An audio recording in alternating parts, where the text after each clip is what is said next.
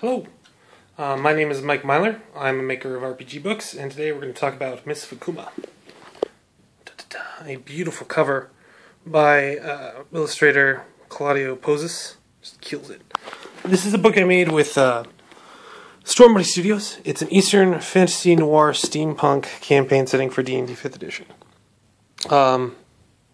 Before I open this, I want to tell you all just a little bit about the backstory. So I do a lot of work with public domain art, and there's a lot of amazing public domain art from Japan. So what you will find inside this book is original art, like so. And also pictures of all the people who worked on it. Gorgeous half-page illustrations by Sarah Shijo and Indy Martin. But also some ukiyo-e art, because Japan produced incredible artwork throughout their hundreds of years of history, and it is extremely well preserved because it has to do with printing presses. Don't worry about it. Anyway, the idea of Soberin is that about 60 years before the game is set, or 160 years before the game is set, foreigners come in on their with airplanes and highly powered technology, overpower the natives, and then force them into a war elsewhere in the world. After about 160 years, that war over there is over. The occupiers are thrown down by Emperor Masudo, and Soberin is left to its own devices. But the Mists of Akuma have returned. The Mists of Akuma do several terrible things, from transform people into terrible monsters called a Dedo Oni, to taking technology and stuff and aging it very quickly, which can be a problem because there are Tsukumogami, which are items that spontaneously turn into monsters on their 100th birthday. Although the Mists of Akuma, hi Olive says hello. The Mists of Akuma can accelerate that. So everyone is afraid of technology, which might save them, but it's heretical because it could turn into a monster and kill you. We have new conditions, hated and misted. Misted is directly to do with the Mists of Akuma. Hated has more to do with what you are. If you are a monstrous race, because we have many of them, you will be hated. And getting around can be tough. There are torii gates. Everything's pretty held, or closely held borders between the prefectures. Some are a little bit more violent towards one another than others, but you know how it is. And we talk about culture and religion. There's no proper pantheon. That's more about ancestor worship. And then we have 3 chapters devoted just to cities. The first one is Sanbaoshi, the imperial capital of the Masudo dynasty. And each of these is beautifully mapped by Tommy Salama, who is a way better cartographer than I am. But we wanted to focus, because the noir part of this is to be focus on city play. So there are 3 different cities offered. Each has their own extra NPCs involved. There is Kyofu, the city of fans. Their response to the Mists of Akuma is to try to blow them away. So it gets pretty crazy in there. And then Nagabuki. Oh yeah, full page illustration for Kyofu. Yeah, as you can see, there are these gigantic fans on the top of the mountains, and there's fans all throughout the settlement as well. And Nagabuki here was a piece by Indy Martin. It's a much more traditional city, steeped in magic. Southern Soberin, as you can see. And then we get into the clans. All told, there are 26 different clans. And one of the cruxes of the setting is that when the Mists of Akuma return, Emperor Toshi is like, okay, well, I can't just deal with this very easily, so how about I make special agents that can deputize individuals to work on behalf of the state. And those are called Bengoshi. So each clan has their own specialized Bengoshi that is roughly the equivalent of a Johnson in Shadowrunner or a Mr. Gray in Hypercore 29, if you're familiar. And also a Henchgoshi to work on their behalf.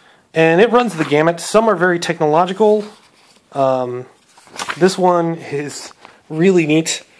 One of our backers came up with it. It's called Miyaki, and it reappears shortly after the mists do, and they have learned to live with the mists, but they're still very mysterious and mistrusted. And the Emperor is deeply concerned with this guy that's been around for the past 1,000 years taking his role. And Oni warlords, of course. They're Oni warlords. Oh, this is one of the better pieces by Nathaniel Batchelor. And perfect. There's my wife, drawn by Jacob Blackman as a Yai sovereign. And where are we? So as you can see, there's a lot in the book. Oh, including a large chapter on dragons. We got your forest dragons, we got your sea dragons, we got your sky dragons, we got your sovereign dragons, we got your underworld dragons, we got even your void dragons. So, if you wanted more dragons for your D&D 5e game, I got you covered there. Also, if you wanted to have more Oni, this is killer illustration by Sarah Shijo. We have many, many pages of Oni, from giant undead whales to dead cooks to 5e Jiangxi, Kuchisaka Onna, a more modern, actually, myth from Japan. It's a really neat one, though. Kami, lots of Tsukumogami. One that is particularly, Jacob Blackman did some monster drawings for us, and that is just perfect. It's a rail car that has animated and wants to kill people. Oh, and there are a ton of character options. Oh, and this is a great example of one of the things we tried to do in the book. So that Okiui thing isn't just something we used as artwork, we incorporated into other artwork. So Sarah was doing this tea house piece, and I was like, oh, Sarah, don't just have like a blank door in the back. Like, I'll send you some stuff, and you can put Okiui on there. And I don't know. I think it adds a lot of life to the piece. It ties everything together. Anyway, there are lots of character options, character backgrounds, and then class options for every single class. Gun priests, Juwashu casters.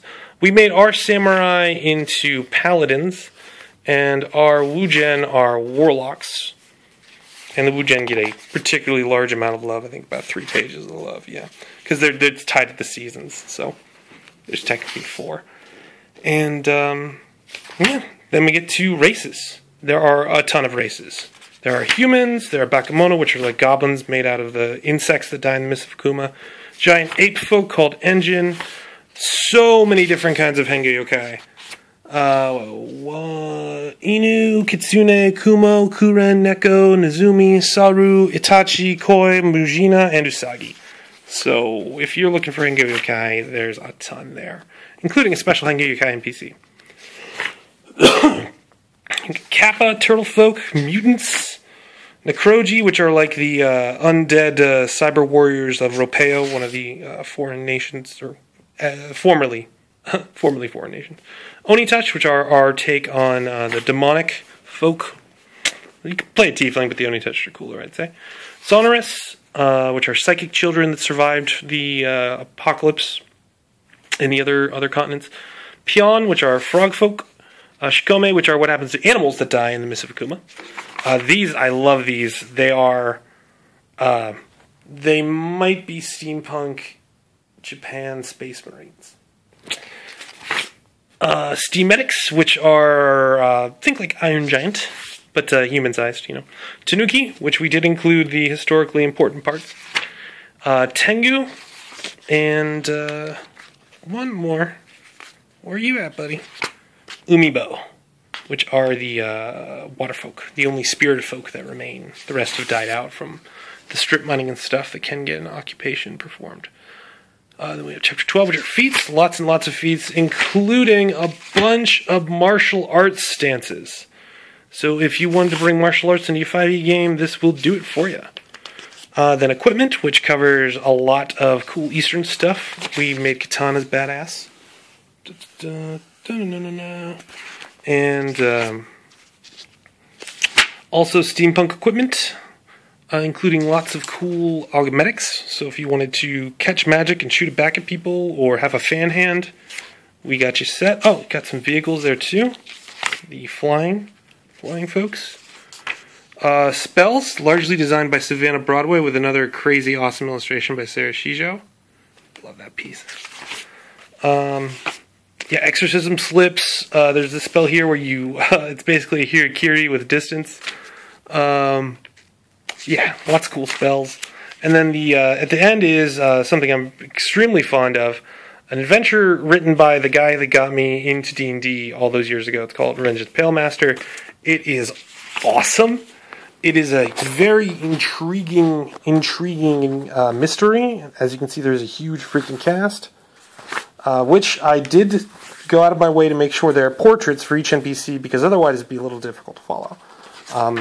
This map of Kazaki is actually from Edo, I want to say 1538, and that I messed with it, so it's its own thing. But yeah, we took that historical Japanese artwork to the next level. And yeah, it's a great adventure. It's very fun. It's very Pyrrhic. It's a good example of what Mists of Akuma should be like when you're playing it. Even a victory is gonna taste bad in your mouth. And that is the end of the Mists of Akuma book. There is a lot of support for this, and if you'd like, you can check out my YouTube channel for quick run-throughs of these 3 adventures. But for now, that's enough. Thank you very much for watching. Check out Mists of Akuma. There's lots of free stuff for it. And if you like it, please leave a review. Even if you don't like it, leave a review. I love feedback. Thank you very much. Have a wonderful day.